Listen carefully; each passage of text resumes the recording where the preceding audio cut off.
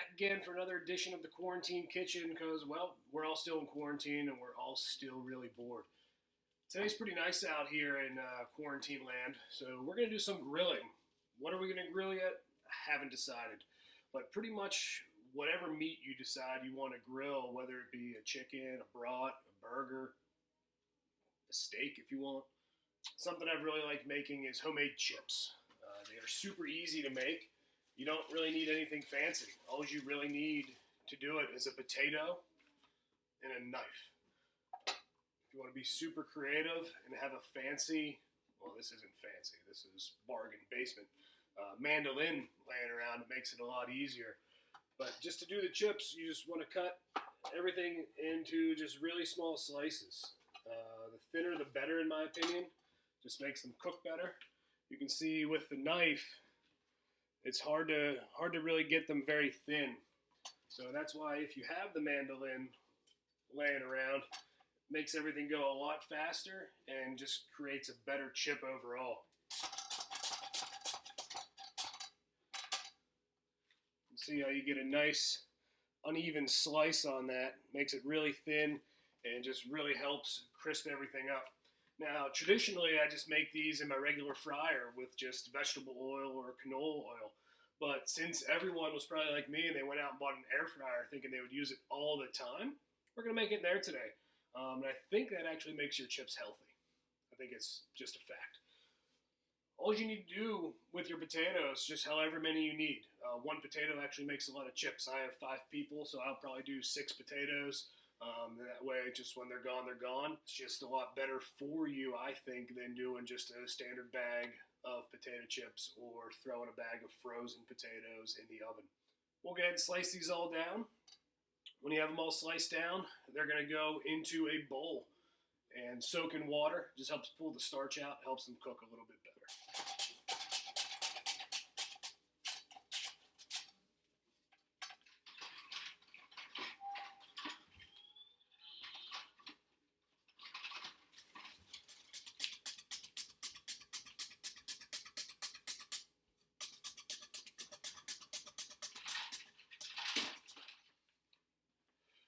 Alright, so you have all your chips cut up or using your fancy mandolin, even though you don't know where you got it, where it came from, or how much it even cost.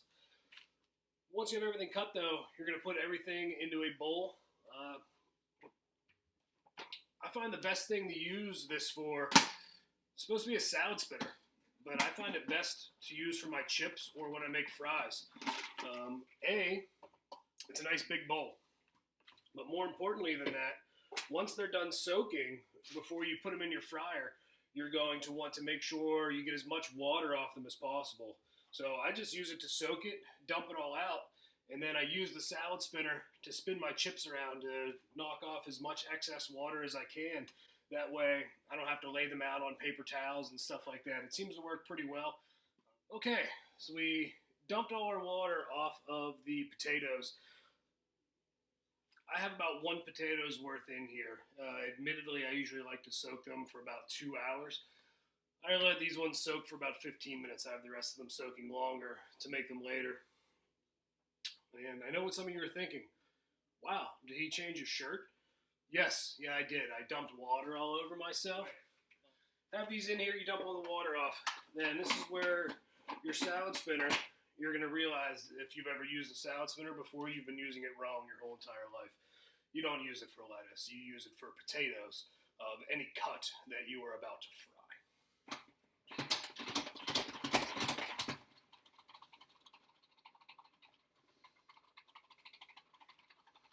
It's working well, I can tell.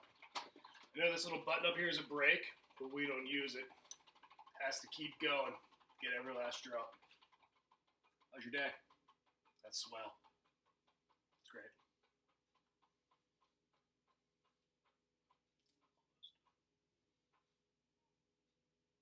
Perfect. Look at that. Nice little chippy. Ready to fry. And then just from one potato's worth, we spun all that water off of the chips.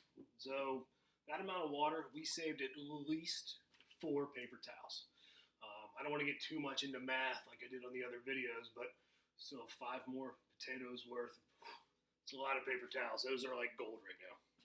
So the next thing you're going to want to do is you're going to coat them in oil. Just coat them in oil, and honestly, I found with the air fryer that just using a canola cooking spray seems to work a little bit better than brushing olive oil on. So that's what I'm going to do. You can do that however you want.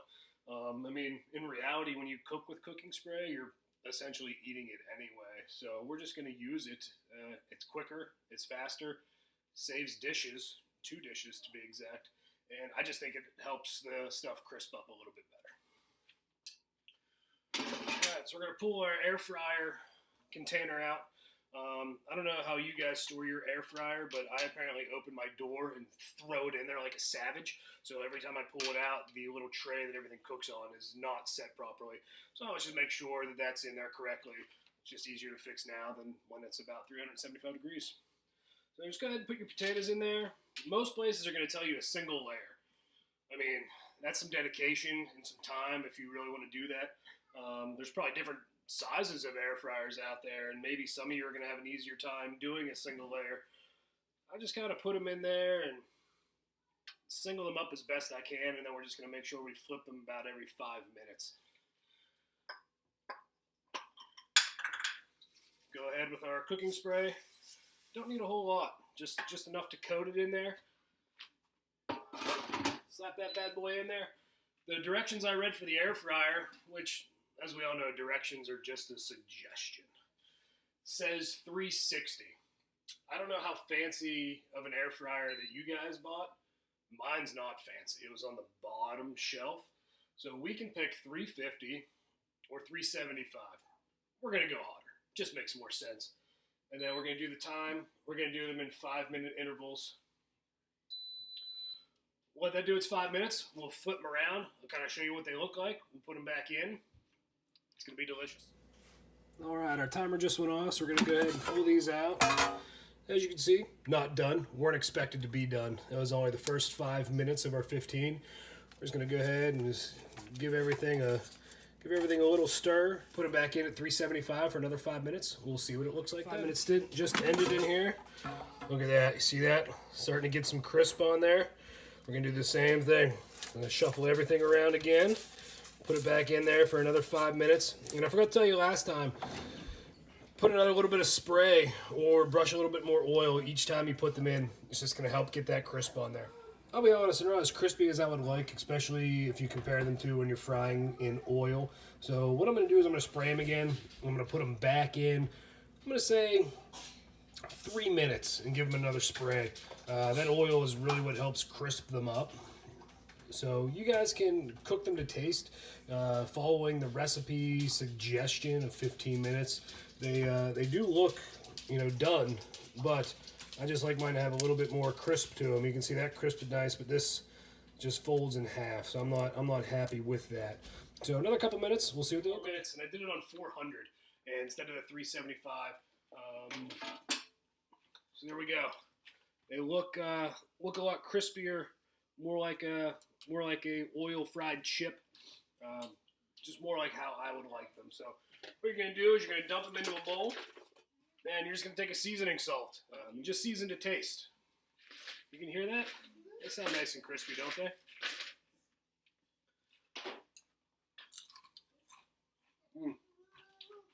Just missing one thing. I know most of you are gonna hate me, but where I come from, I put ketchup on everything. It's a potato. It's essentially a French fry. So you're gonna see, even if you've never done it before, it's really gonna enlighten your whole experience.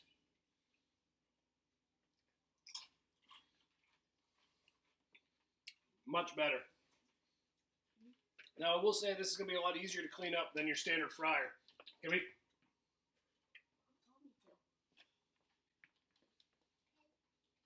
Anyway.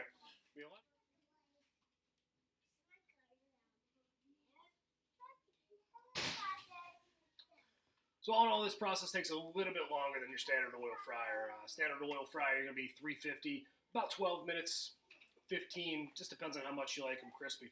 But, with that, you have a lot more cleanup. You have to let that fryer oil cool. You got to filter it as you dump it back into your bottle, because if you're just using it one time and throwing it away, you're literally flushing money down the toilet. The air fryer, your cleanup is literally going to be a paper towel, a rag, and just wipe this thing out, let it cool down a minute, throw it back in there, throw it in your cabinet, forget that you have it, until someone's like, man, did you ever buy an air fryer? And you're like, oh, you know what, I did. I made really good chips from this weird guy on the internet. So all in all, air fryer chips, really good. I'd imagine they do well with fries as well. So there's only one more thing to do.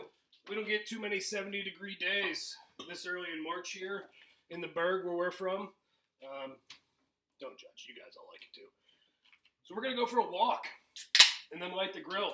Since it's a quarantine, you have to stay hydrated, so get your favorite water. Take a big swig out of there. And then go ahead and just kick the party up a little bit. Top that thing off with your favorite vodka. And it really just takes that seltzer and just makes it that much better. Walk around the neighborhood. Grab yourself a koozie. Say hi to all the neighbors that you can't talk to because you're not allowed to get close to them. That's the perfect neighbor. Wave. Take a swig. Keep walking. Thanks for watching, guys. We'll be back with another one later in the week. And unless you guys all message me and tell me never do this again, we're sick of looking at your stupid bearded face. See ya.